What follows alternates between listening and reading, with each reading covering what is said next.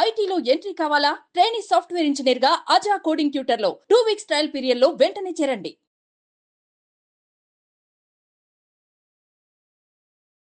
నమస్కారం వంశీ గారు. నమస్తే మేడం. చాలా మందికి కూడా ఎవరైతే డల్ స్టూడెంట్స్ ఉన్నారో వాళ్ళ పేరెంట్స్ కి మా పిల్లోడు డల్ నుంచి యావరేజ్ కావచ్చు, లేదు అంటే టాపర్ కావచ్చు అయ్యే ఛాన్సెస్ ఉన్నాయా అని అడిగేవాళ్ళు. అండ్ వాళ్ళ క్వశ్చన్స్ చాలా ఉంటాయి.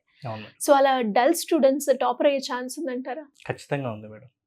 ఎందుకంటే వాళ్ళు డల్ అయ్యారా, వేరే వాళ్ళ ఇన్ఫ్లుయెన్స్ చేత అయ్యారా అనేది చాలా మ్యాటర్ అనమాట ఇక్కడ. ఓకే, అంటే నేనేమంటా అంటే ప్రతి ఒక్క విద్యార్థి కూడా ఇప్పుడు వాళ్ళ పెరిగిన ఆ సర్కిల్, ఆ సరౌండింగ్స్ని బట్టే ఆ పిల్లలు ఎలా తయారవుతున్నారు అనేది మనకు క్లారిటీ వస్తుంది. ఈవెన్ మనకు ఒక చిన్న సామెత ఉంది, ఒక ముగ్గురు మంచి ఫ్రెండ్స్ ఉంటే నెక్స్ట్ తయారైపోయే మంచి వ్యక్తివి నువ్వే అవుతావు.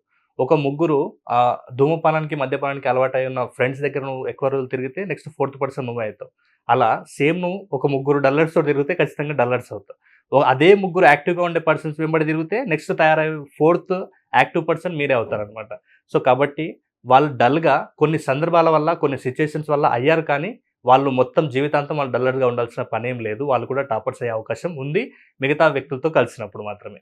అయితే అసలు చాలా మంది స్టూడెంట్స్ ఎందుకు డల్గా ఉన్నారు, అసలు ప్రాబ్లం ఏంటి అనేది మనం ఈ వీడియోలో చెప్తాము. దాన్ని ఎలా ఓవర్కమ్ చేయాలనేది కూడా చెప్తాం మేడం. ఫస్ట్ వచ్చేసి పేరెంట్స్ బిహేవియర్ వల్ల చాలా మంది పిల్లలు డల్గా మారుతారు మేడం. మనకు తెలుసు చాలా మంది పిల్లలు కూడా ఫస్ట్ రోల్ మోడల్ ఎవరంటే పేరెంట్సే. సో కొంతమంది పేరెంట్స్ కూడా ఎలా ఉంటారంటే డల్గా ఉంటారనమాట. అంటే ఏ పనిలో కూడా అంత యాక్టివ్గా ఉండకుండా వాళ్ళు చాలా డల్గా ఉంటారు. సేమ్ అదే బిహేవియర్ని పిల్లలు కాపీ చేస్తారు, అదే నిజం అంటారు. వెంటనే ఆటోమేటిక్గా ఏమైపోతుందంటే ఈ పిల్లలు కూడా అలాగే డల్లర్స్గానే మిగిలిపోతారు. మరి ఈ డల్గా ఉండడానికి మెయిన్ రీజన్ వచ్చేసి ఫస్ట్ తీసుకునే ఫుడ్. ఎప్పుడైతే హెల్దీగా డైట్ ఇంట్లో ఫాలో అవుతారో అప్పుడు అందరూ కూడా హెల్దీగా ఉంటారు. ఎప్పుడైతే జంక్ ఫుడ్ అట్లాంటిది పిల్లలకి ఎక్కువగా, అంటే అలాంటి జంక్ ఫుడ్ ఇచ్చారనుకోండి, ఇప్పుడు మనందరికీ చాలామంది తెలుసు జంక్ ఫుడ్ తీసుకోవడం వల్ల అది డైజెస్ట్ అవ్వడానికి చాలా ఎక్కువ టైం తీసుకుంటుంది. ఇంకొక సీక్రెట్ ఏంటంటే మనకు సైన్స్లో తెలుసు, మనం తీసుకునే ఆక్సిజన్లో ఎక్కువ కంటెంట్, ఎక్కువ పర్సెంటేజ్ ఏది తీసుకుంటుందంటే మన బ్రెయిన్ తీసుకుంటుంది. ఇప్పుడు నువ్వు అలాంటి జంక్ ఫుడ్ ఎప్పుడైతే నువ్వు తీసుకున్నావో అప్పుడు అది డైజెస్ట్ అవ్వడానికి ఎక్కువ ఆక్సిజన్ అవసరమైనప్పుడు నీ బ్రెయిన్కి ఆక్సిజన్ కంటెంట్ తక్కువ పోతుంది. నేను ఆటోమేటిక్గా ఏమవుతుందంటే నీ బ్రెయిన్ వీక్గా ఉండడం, లేకుంటే నీకు లేజీగా అనిపించడం, నువ్వు ఎక్కడ ఏ పని చేయాలన్నా నీకు యాక్టివ్నెస్ రాకపోవడం జరిగిపోతుంది. ఆ కారణం చేత నువ్వు ఆటోమేటిక్గా డల్ అవుతావు. కాబట్టి ఇంట్లో ప్రతి పేరెంట్ అబ్జర్వ్ చేయాలి, మీ పిల్లలు డల్గా ఉంటారంటే ఫస్ట్ మీ ఫుడ్ హ్యాబిట్స్ ఏమున్నాయో దాన్ని హెల్తీగా మార్చే ప్రయత్నం చేయండి.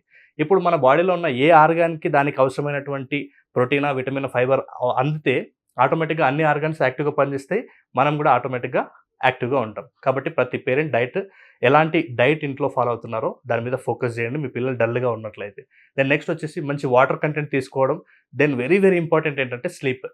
ఎప్పుడైతే ఎక్కువగా, అంటే కరెక్ట్గా మనకి ఎంత నిద్ర అవసరం పడుతుందో, ఎప్పుడైతే 7 నుంచి 8 గంటలు నిద్రపోతామో అప్పుడు ఆటోమేటిక్గా మనకు నెక్స్ట్ డే అనేది మనం చాలా యాక్టివ్గా వర్క్ చేస్తాం. లేదు అనుకుంటే ఆ డే నైట్ మొత్తం కూడా మనం నిద్రపోకుంటే మనకు నెక్స్ట్ డే ఇంపాక్ట్ పడుతుంది, అప్పుడు మనకు స్లీపీ మోడ్ వస్తుంది. కాబట్టి ఆటోమేటిక్గా డల్ అవుతారు. కాబట్టి ఫస్ట్ ఈ ఫుడ్ అలాగే స్లీప్, వాటర్ విషయంలో మీ పిల్లల మీద ఫోకస్ చేయండి ఫస్ట్. దెన్ ఆటోమేటిక్గా మీ పిల్లల్ని ఎక్కువగా మాట్లాడించండి. మీరు పిల్లలు డల్గా ఉండకుండా కొత్త ప్లేస్కి తీసుకెళ్ళండి, అది పేరెంట్స్గా బాధ్యత. కొత్త ప్లేస్కి తీసుకెళ్ళినప్పుడు అక్కడ నుంచి వచ్చినప్పుడు ఆ ప్లేస్ గురించి చెప్పమనడం కానీ, లేకుంటే స్కూల్ నుంచి ఇంటికి వచ్చిన తర్వాత అసలు స్కూల్లో ఏం జరిగింది కానీ, ఇలా మాట్లాడించకపోవడం వల్ల ఏమవుతుందంటే వాళ్ళకి ఎలా ఎక్స్ప్రెస్ చేయాలో తెలియదు, వాళ్ళు ఒక చోట స్తబ్దంగా మిగిలిపోతారు. ఈవెన్ మీరు 2-3 సార్లు అడిగితే ఈ సిచ్యువేషన్ని మా పేరెంట్స్కి చెప్పాలి అనే యాక్టివ్నెస్ తోటైనా వాళ్ళు కొంచెం అలర్ట్గా ఉంటారు. నేను పిల్లలు డల్గా ఉండడానికి సెకండ్ రీజన్ ఏంటంటే స్కూల్ అండ్ టీచర్స్. కొంతమంది టీచర్స్ని, ఫర్ ఎగ్జాంపుల్ క్లాస్లో ఉన్న అందరి మీద కూడా ఫోకస్ కొన్నిసార్లు తప్పిపోతుంటుంది. అలాంటి టైంలో కొంతమంది విద్యార్థుల్ని టీచర్గా పట్టించుకోకపోతే ఆ పిల్లలు డల్లర్స్గా మిగిలిపోయే అవకాశం ఉంటుంది. అంటే వాళ్ళు ఇంకొక ప్రశ్న వేయరు, ఈవెన్ వాళ్ళకి తెలియని కూడా తెలుసుకునే ప్రయత్నం కూడా చేయరు. దెన్ స్కూల్ ఇన్ఫ్లుయెన్స్, అలాగే టీచర్ కూడా ఒకవేళ ఇష్టం లేనట్లయితే పిల్లలకి కొంతమంది టీచర్స్ ప్రతి చిన్న విషయాన్ని కూడా వాళ్ళని అసహించుకుంటుంటారు, కొన్నిసార్లు తిడుతుంటారు. ఇలాంటి సిచ్యువేషన్ వచ్చినప్పుడు కూడా టీచర్స్ దగ్గరికి పిల్లలు ఎక్కువ కమ్యూనికేట్ చేయరు. దెన్ వాళ్ళకి అర్థం కాకపోయినా ఇంకా ఏదైతే అర్థమైందో అదే అర్థమవుతుంది. అర్థం కాని కాన్సెప్ట్ ఏది కూడా వాళ్ళు అడిగి తెలుసుకోవడానికి ప్రయత్నం చేయరు. దెన్ ఆటోమేటిక్గా వాళ్ళకి స్కూల్ ఎఫెక్ట్ వల్ల కూడా ఉంటుంది. దెన్ నెక్స్ట్ వచ్చేసి డల్ అవ్వడానికి మెయిన్ రీజన్ మొబైల్ డిస్ట్రాక్షన్స్. ఎప్పుడైతే మొబైల్ని ఎక్కువగా చూస్తుంటారో డిజిటల్ డెల్యూజ్, డిజిటల్ డెమెన్షియా అనేది అటాక్ అవుతుంది. అంటే ఎక్కువ ఓవర్లోడ్ ఇన్ఫర్మేషన్ తీసుకోవడం, ప్రతి విషయాన్ని ఎంతసేపు చూసినా కూడా మర్చిపోవడం అనేది జరుగుతుంది. ఇప్పుడు మీరు అబ్జర్వ్ చేస్తే చాలా మందికి ఇలా మొబైల్ని స్క్రోల్ చేస్తూ సమయం ఎంత టైం వేస్ట్ చేస్తున్నది కూడా క్లారిటీ ఉండదు. కానీ ప్రతి ఒక్కరు కూడా దృష్టిలో పెట్టుకోవాల్సింది ఏంటంటే మీరు మొబైల్ని స్క్రోల్ చేస్తుంటే మీకు దాంట్లో ఇన్ఫర్మేషన్ మాత్రమే ఉంటుంది కానీ నాలెడ్జ్ ఉండదు. కాబట్టి యూట్యూబ్లో మీకు ఎంతవరకు అవసరమైందో ఇన్ఫర్మేషన్ తెలుసుకోవడానికి వాడాలి తప్పిస్తే దీని నుంచే మొత్తం నాలెడ్జ్ తీసుకోవాలనే ప్రయత్నం మాత్రం చేయకూడదు.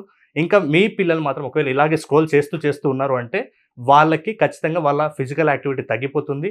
వాళ్ళు దేని గురించి ఆలోచన చేసే శక్తి కూడా వాళ్ళు కోల్పోతారు. దెన్ ఆటోమేటిక్గా వాళ్ళు డల్గా తయారైపోతారు. కాబట్టి ఈ విషయాల మీద ఎప్పుడైతే మీరు ఫోకస్ చేస్తారో అప్పుడు మీ పిల్లలు కొంచెం యాక్టివ్గా ఉండడానికి ఎక్కువ అవకాశం ఉంటుంది. దెన్ నెక్స్ట్ వచ్చేసి పీర్ గ్రూప్ యొక్క ఇన్ఫ్లుయెన్స్ మేడం. మనం ఇంతకుముందు స్టార్టింగ్లోనే అనుకున్నాం నువ్వు ఎవరితో ఉంటున్నావు అనేది. ఇప్పుడు చాలా మంది మనం అబ్జర్వ్ చేసినట్లయితే కొంతమంది వాళ్ళ సర్కిల్లో వాళ్ళ ఇంటి పక్క కావచ్చు, లేకుంటే తన ఫ్రెండ్షిప్ చేసే ఫ్రెండ్స్ కావచ్చు, డల్గా ఉన్నట్లయితే వీళ్ళు కూడా అలాంటి డల్నెస్ని కాపీ చేస్తారు. అంటే ఇప్పుడు ఆ ముగ్గురులో ఈ పర్సన్ యాక్టివ్ ఉండడానికి అవకాశమే లేదు. ఇప్పుడు మనం చూడండి, ఈవెన్ మనం మెడిటేషన్ చేస్తున్నా కూడా మనం ఒక్కరం కూర్చొని మెడిటేషన్ చేస్తున్నప్పుడు మనకు జస్ట్ వెంటనే మనం డిస్ట్రాక్ట్ అయిపోతాం. అదే ఒక గ్రూప్ ఆఫ్ పీపుల్ ఉన్నప్పుడు మనం మెడిటేషన్ చేస్తే ఖచ్చితంగా ఒక హాఫ్ అన్ అవర్ కూడా కూర్చొని చేసే కెపాసిటీ మనకు పెరుగుతుంది. అంటే మన చుట్టూ ఉన్నటువంటి ఆ ఇన్ఫ్లుయెన్స్ అనేది మన మీద చాలా పడుతుంది. ఈవెన్ అది వాకింగ్ అయినా లేకుంటే మెడిటేషన్ అయినా కూడా మనం సింగిల్గా చేయలేం.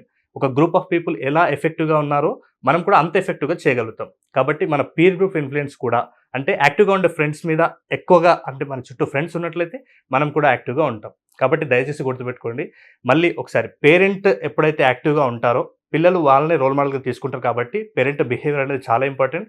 పేరెంట్స్ ముఖ్యంగా మీ పిల్లలకు డల్గా ఉంటున్నారు అంటే వాళ్ళ ఫుడ్ విషయం, వాళ్ళ డైట్ ఎలా ఉందనే విషయం ఫోకస్ చేయండి. సరైన స్లీప్ లేకుంటే ఫుడ్ తీసుకుంటున్నారా. దెన్ నెక్స్ట్ వచ్చేసి స్కూల్ ఎన్విరాన్మెంట్, అలాగే టీచర్స్తో కమ్యూనికేషన్ ఎలా ఉందో చూడండి. దెన్ అలాగే పీర్ గ్రూప్ ఇన్ఫ్లుయెన్స్ ఎలా ఉంది చూడండి. మీ పిల్లలు ఎక్కువగా మొబైల్ని స్క్రోల్ చేస్తున్నారా. కాబట్టి ఈ 4 మీ పిల్లల్ని డల్లర్స్గా మార్చేస్తున్నాయి. వీటి నుంచి ఎప్పుడైతే దూరంగా వెళ్తారో అప్పుడు ఆటోమేటిక్గా మీ పిల్లలు యాక్టివ్గా తయారవుతారు. ఇంకా మా పిల్లలు కొన్ని విషయాల్లో మాత్రము బాగా స్పీడ్గా ఉన్నారు, స్టడీస్లో చాలా డల్గా ఉన్నారు అంటే, ఇప్పుడు ఏదైనా విషయంలో వాళ్ళు డల్గా ఉన్నారు అంటే ఆ విషయాన్ని ఎలా కంప్లీట్ చేయాలి, ఎలా పూర్తి చేయాలి, ఎలా ఆ ప్రాసెస్ చేయాలనే విషయం తెలియకపోవడం వల్ల మీ పిల్లలు డల్గా ఉంటారు. అంటే ఇంకా క్లియర్గా చెప్పాలంటే ఎలా చదవాలనేది తెలియకపోవడం వల్లనే మీ పిల్లలు డల్గా ఉన్నారు. కాబట్టి వాళ్ళకి ఎలా చదవాలి, ఎలా గుర్తుపెట్టుకోవాలనే క్లారిటీ ఇస్తే ఆటోమేటిక్గా స్టడీస్లో కూడా వాళ్ళు ఆటోమేటిక్గా స్పీడ్ అయిపోతారు. సో మరి ఎవరికైనా కూడా ఇంట్రెస్ట్ ఉండి సెషన్స్ తీసుకొని టెక్నిక్స్ త్రూ నేను నా స్టడీ స్కిల్స్ని పెంచుకోవాలి అని అనుకున్న ఎవరైనా కూడా మిమ్మల్ని ఏ రకంగా అప్రోచ్ అయ్యే ఛాన్స్ ఉందంటారు? ఎస్ మేడం, ఎవరికైనా అపాయింట్మెంట్స్ కావాల్సి ఆన్లైన్ ఆఫ్లైన్ రెండు కూడా అపాయింట్మెంట్స్ ఉన్నాయి. దెన్ ఎవరికైనా క్లాసెస్కి అటెండ్ అవ్వాలి మేము, అంటే మేము స్టడీస్లో వీక్ ఉన్నాం, మేము మెమరీ పవర్ అంతగా లేదు, మేము రీడింగ్ స్పీడ్గా లేదు, ఇలాంటి ఏ బిహేవియర్ ప్రాబ్లం ఉన్నా, ఏ స్టడీకి సంబంధించిన ప్రాబ్లం ఉన్నా సరే మీ అందరికీ కూడా కంప్లీట్గా నేను ఈ సండే, ఇప్పుడు వచ్చే ప్రతి సండే కూడా నేను 199 రూపీస్కి మాత్రమే 2 అవర్స్ టాపర్ స్టడీ సీక్రెట్స్ అనే వర్క్షాప్ని డిజైన్ చేశాను మేడం. ఇది ప్రతి సండే కూడా ఉంటుంది. సో ఇంట్రెస్ట్ ఉన్న ప్రతి ఒక్కరు కూడా ఆ వర్క్షాప్కి అటెండ్ అవ్వండి. మీరు ఎక్కడ మీ స్టడీస్లో ఎక్కడ ప్రాబ్లమ్స్ ఉన్నాయి, ఎక్కడ మీ ఫోకస్ తగ్గిపోతుంది, ఎలాంటి టెక్నిక్స్ ఇంప్లిమెంట్ చేసి చదివితే నేను ఫోకస్ ఈజీగా చదువుతాను, ఎలా ఈజీగా రాయగలుగుతాను, కంప్లీట్గా స్టడీస్కి సంబంధించిన ఒక బ్లూ ప్రింట్ నేను అందిస్తాను అక్కడ. సో ఇంకా ఆసక్తి ఉంటే తర్వాత వర్క్షాప్స్ కూడా ఉంటాయి, ఆన్లైన్ ఆఫ్లైన్ వర్క్షాప్స్ కూడా ఉంటాయి, వాటికి కూడా అటెండ్ అవ్వచ్చు. థ్యాంక్ యూ అండి, thank you so much. Thank you madam.